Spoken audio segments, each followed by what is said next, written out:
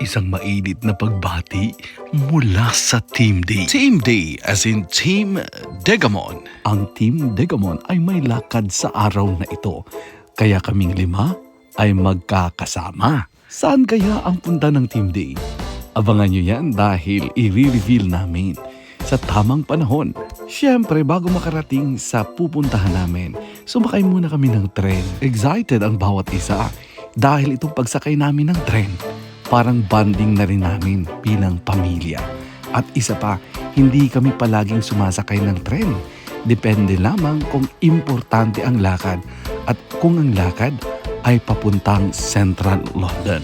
Mahirap kasi magdala ng sasakyan sa Central London dahil unang-una, parkingan ang problema. At ang pangalawang medyo mabigat ay ang hourly rate ng parking fee. At ang kasunod nito ay syempre